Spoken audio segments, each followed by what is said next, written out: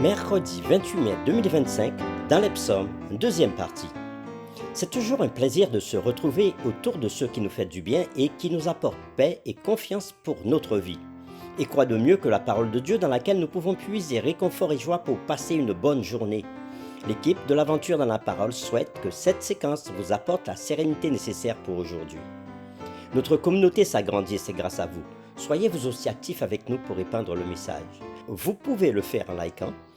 Partagez le lien avec vos contacts. Nous vous invitons à vous abonner si ce n'est pas encore fait pour recevoir les notifications chaque jour. Et pour un confort d'écoute en continu, nous vous proposons une playlist chaque semaine.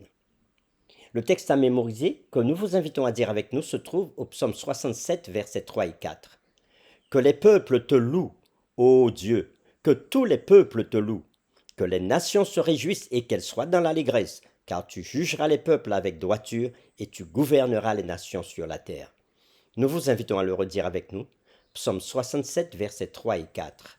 Que les peuples te louent, ô Dieu, que tous les peuples te louent, que les nations se réjouissent et qu'elles soient dans l'allégresse, car tu jugeras les peuples avec droiture et tu gouverneras les nations sur la terre. Où est Dieu quand nous souffrons? Comment espérer quand nous sommes dans la tourmente? En quoi le plan du salut est-il la réponse de Dieu? Les réflexions de cette semaine nous aident à répondre à ces questions et aujourd'hui nous le faisons avec la séquence du vin et du sang. Nous vous invitons à lire le psaume 75, Matthieu chapitre 26 versets 26 à 29 et Apocalypse 14 versets 9 à 12.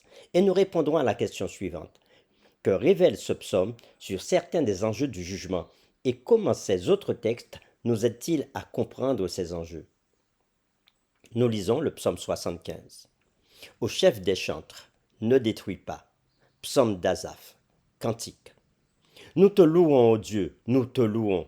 Ton nom est dans nos bouches, nous publions tes merveilles. Au temps que j'aurai fixé, je jugerai avec droiture. La terre tremble avec tous ceux qui l'habitent. Moi, j'affermis ses colonnes. Je dis à ceux qui se glorifient, ne vous glorifiez pas. Et aux méchants, n'élevez pas si haut votre tête. Ne parlez pas avec tant d'arrogance, car ce n'est ni de l'Orient, ni de l'Occident, ni du désert que vient l'élévation. Mais Dieu est celui qui juge. Il abaisse l'un et élève l'autre. Il y a dans la main de l'Éternel une coupe où fermente un vin plein de mélange, et il en verse. Tous les méchants de la terre sucent, boivent jusqu'à la lie. Je publierai ces choses à jamais. Je chanterai en l'honneur du Dieu de Jacob. Et j'abattrai toutes les forces des méchants. Les forces du juste seront élevées. Nous lisons maintenant Matthieu chapitre 26, versets 26 à 29. Pendant qu'ils mangeaient, Jésus prit du pain, et après avoir rendu grâce, il le rompit et donna à ses disciples en disant, « Prenez, mangez, ceci est mon corps. » Il prit ensuite une coupe, et après avoir rendu grâce, il la leur donna en disant, « Buvez-en tous, car ceci est mon sang, le sang de l'alliance qui est répandu pour plusieurs pour la rémission des péchés. Je vous le dis, je ne boirai plus désormais de ce fruit de la vigne, jusqu'au jour où j'en boirai du nouveau avec vous dans le royaume de mon Père. » Maintenant, nous lisons Apocalypse chapitre 14, versets 9 à 12. Et un troisième ange les suivit en disant d'une voix forte, « Si quelqu'un adore la bête et son image et reçoit une marque sur son front ou sur sa main, il boira lui aussi du vin de la fureur de Dieu versé sans mélange dans la coupe de sa colère, et il sera tourmenté dans le feu et dans le soufre, devant les saints anges et devant l'agneau. Et la fumée de leur tourment monte au siècle des siècles, et ils n'ont de repos ni jour ni nuit, ceux qui adorent la bête et son image, et quiconque reçoit la marque de son nom. C'est ici la persévérance des saints qui gardent les commandements de Dieu et la foi de Jésus. » Après avoir lu le psaume 75, Matthieu 26, versets 26 à 29 et Apocalypse 14, versets 9 à 12, nous répondons à la question, que révèle ce psaume sur certains des enjeux du jugement et comment ces autres textes nous aident-ils à comprendre ces enjeux? Il est probable que ce psaume ait été chanté lors de la destruction miraculeuse de l'armée de Sanchérib. C'est une histoire que nous pouvons lire dans 2 Chroniques chapitre 32 et dans 2 Rois chapitre 19.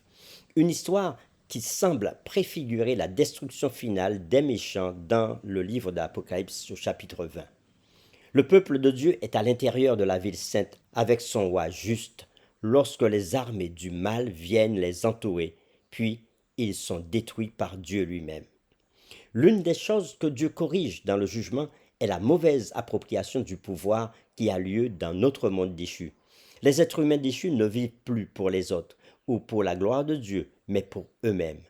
Aujourd'hui, de nombreuses manières, nous vivons avec les conséquences du choix de croire qu'il n'y a pas de sens ou de normes morales objectives dans l'univers.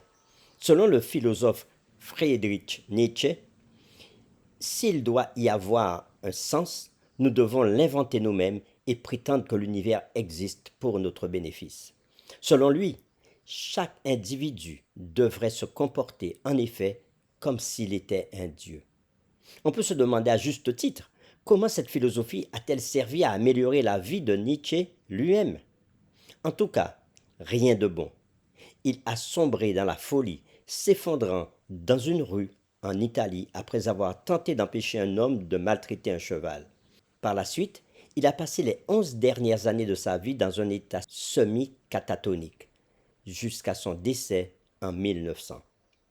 Aussi graves que puissent être les difficultés, en tant que croyants, nous sommes appelés à vivre avec espérance et à ne point juger l'avenir à l'aune des événements présents. Il est aisé de succomber au désespoir en constatant que les fondements mêmes de la civilisation se voient progressivement ébranlés dans les cœurs et les esprits des impies, ou de ceux dont la conception de Dieu ne trouve point de racines et dans les Saintes Écritures. Nous traversons actuellement une époque où les valeurs morales, y compris les notions aussi fondamentales que le genre humain, masculin et féminin, sont remises en cause, du moins dans certaines régions du monde. Certaines formes d'immoralité, jadis considérées comme honteuses et dont on n'osait même pas parler en privé, sont désormais publiquement louées et célébrées. Telle est la gravité de la situation. Pour terminer, réfléchissons à cette question. Bien que nous soyons tenus de faire notre possible aujourd'hui pour améliorer la vie de nos semblables, pourquoi est-il essentiel de se souvenir qu'il faudra la destruction totale de ce monde actuel et sa recréation surnaturelle avant que toute chose ne soit finalement rétablie? Nous vous invitons à prier avec nous. Seigneur Dieu, par ta grâce, nous sommes en vie. Par ta grâce, tu nous donnes de quoi subsister chaque jour. Et nous ne pouvons qu'être reconnaissants envers toi pour ce que tu fais pour nous. Nous voulons te remercier pour le salut en Jésus. Et nous voulons te remercier pour ta parole qui nous instruit sur les temps dans lesquels nous vivons, qui nous permet de faire la différence entre le bien et le mal. Seigneur, le mal a pris une telle ampleur dans ce monde que les hommes ont du mal à faire la différence entre ce qui est bien et ce qui est mal. Mais donne-nous et éclaire-nous chaque jour pour que nous, en tant que croyants, nous puissions mettre notre confiance en toi, sachant que tu viendras pour changer les choses et sachant que ce monde, si mauvais qu'il soit, disparaîtra afin de laisser de la place à ton royaume à venir. Merci encore de nous préparer pour ce royaume-là. Nous t'avons prié au nom de Jésus. Amen.